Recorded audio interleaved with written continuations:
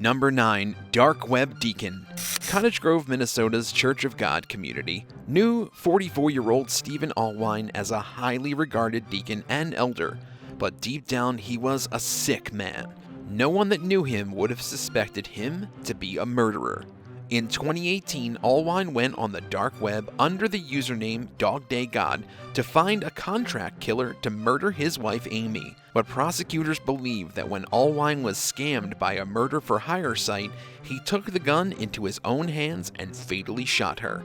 Allwine allegedly spent $6,000 in cryptocurrency trying to find someone who would commit the murder and make it look like an accident. Left to his own devices when his initial plan failed, prosecutors claim Allwine drugged his wife before shooting her in a hallway and moving her body to the bedroom where he tried to pose her body to make her death look like a suicide.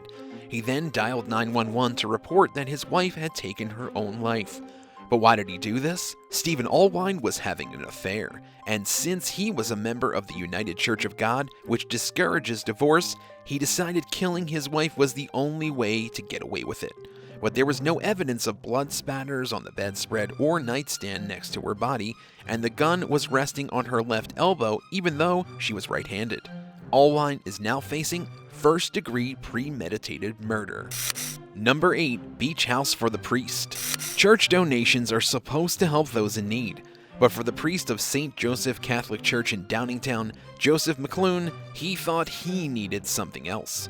In 2019, the Chester County District Attorney's Office announced the arrest of the church leader.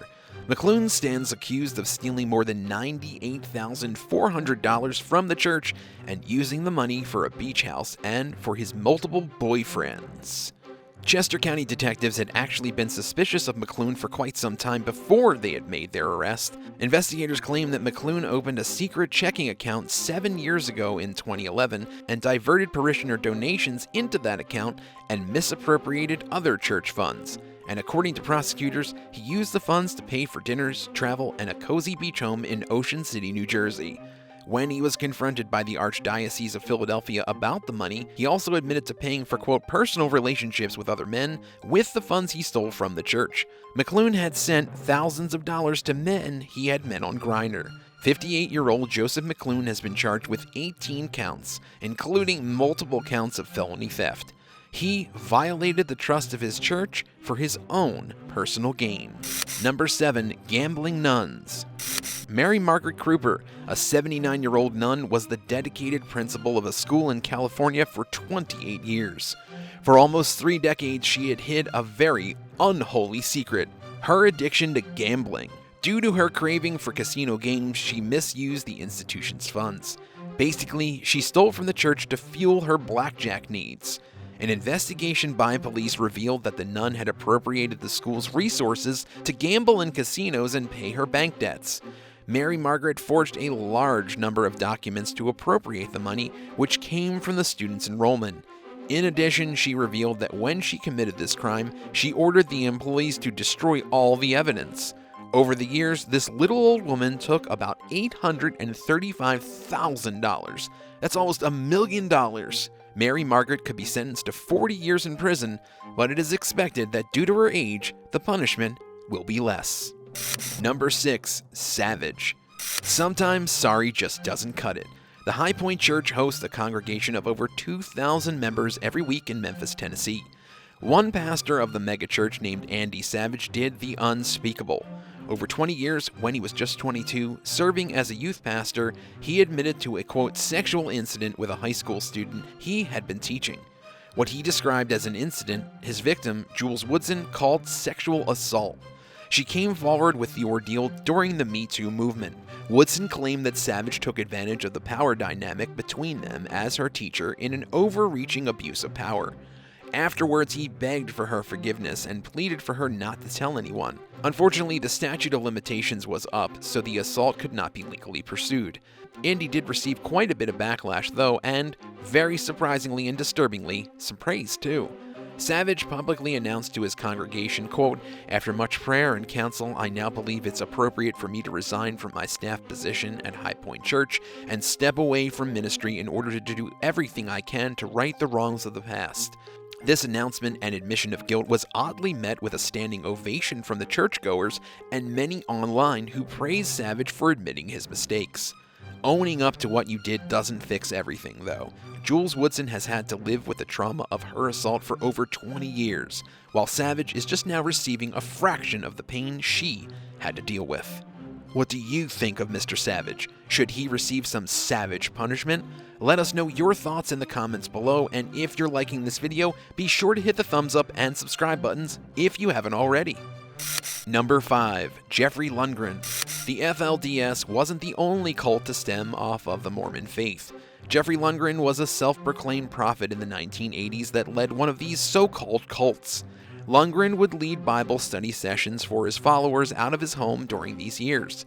At these, quote, holy sessions, he would bully and discourage anyone who didn't agree with his biblical interpretations. Eventually, he amassed a few devoted followers, some of whom gave Lundgren their life savings to support his preaching.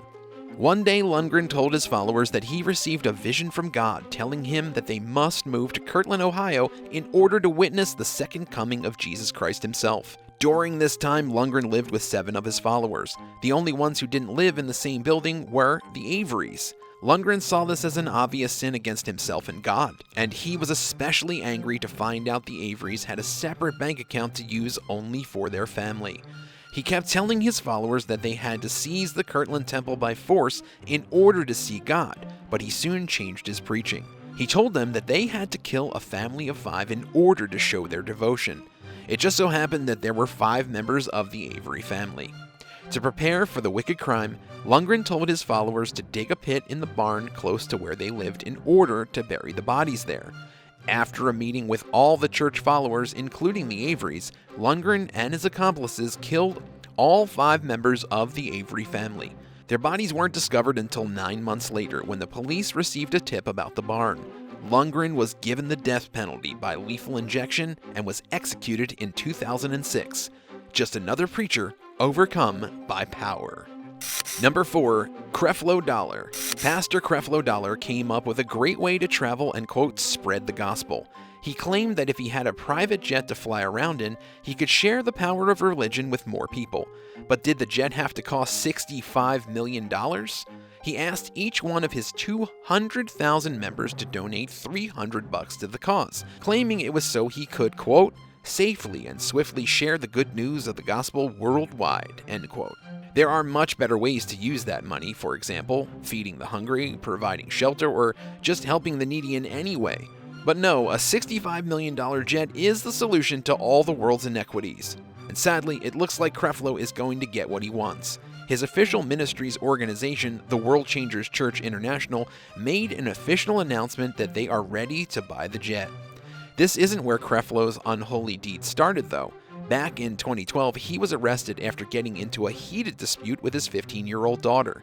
She claimed that he punched and choked her, which he denied, of course. Thankfully, the court wasn't as gullible as his congregation and still charged him with 2 misdemeanor counts, cruelty to children, and battery. Despite this, Creflo is still getting his fancy jet. So get ready to see him flying around the world soon, spreading his, quote, gospel. Number 3. Paul Jennings Hill. Sometimes people take their beliefs way too far. Paul Jennings Hill is the perfect example of this. Hill had the textbook definition of a cookie-cutter perfect life. He was a minister in the small town of Pensacola, Florida, with a beautiful wife and 3 kids, but sometimes he took his preachings a little too far. You see, Hill was a well-known anti-abortion extremist, even making multiple television appearances where he said so-called, quote, defensive action must be taken against those who provide abortions. Shortly after these appearances, the Orthodox Presbyterian Church excommunicated him for his unholy activism. A year later, Hill took his beliefs and turned them into actions. He walked into an abortion clinic in his town named the Ladies Center. One of the doctors at the clinic and his bodyguard, John Britton and James H. Barrett, were the first Hill spotted. He opened fire on the 2 of them with a shotgun at close range, killing them both.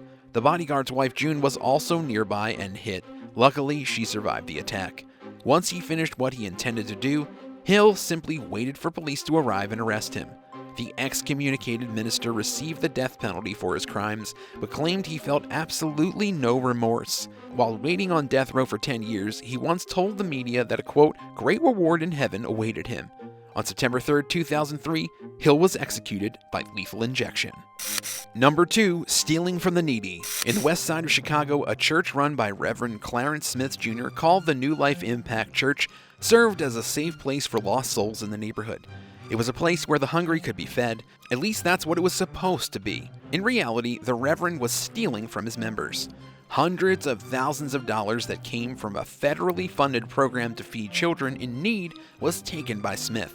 What did he spend that money on, you might ask? Well, $142,000 of it was spent on a Bentley, and more was spent on other luxury goods, and that's just what was uncovered in 2020. Smith has a long history of financial deviancy. 10 years prior, the Reverend was accused of swindling an elderly man. He supposedly used multiple signature forgeries to get over $100,000 from the poor guy. And that's not where his money troubles and sketchy behavior started. In 2012, he owed $80,000 in restitution fees, but he filed personal bankruptcy to get out of it. Plus, he's been sued twice by companies meant to supply food after he bailed on their contracts, and he's $8,000 overdue on his church's property taxes. His recent crimes stem from him over-reporting the number of meals he served to the needy, so the government sent him more money than he ever needed. Close to $1 million was given to Smith's church, but he would take it and use it for himself. So what happened to him? Nothing. Well, he's under court supervision, so not exactly nothing, but it's more than likely that he'll get off with no hard convictions. Number 1. Ted Haggard. Formerly one of the country's leading pastors for the evangelical faith, Ted Haggard's megachurch empire crumbled after it was discovered that he wasn't as devout as he preached he was. The pastor started off his career in Colorado Springs in 1984. He claims that a vision from God told him he needed to create a church at the center of evangelism. Starting with a measly 22 people, Haggard grew his church, called the New Life Church, into over 14,000 members, making it one of the biggest churches in the country.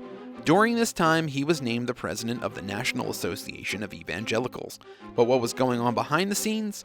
Everything he built up fell apart in 2006, when claims came out from a gay prostitute claiming Haggard had paid him multiple times for sexual acts.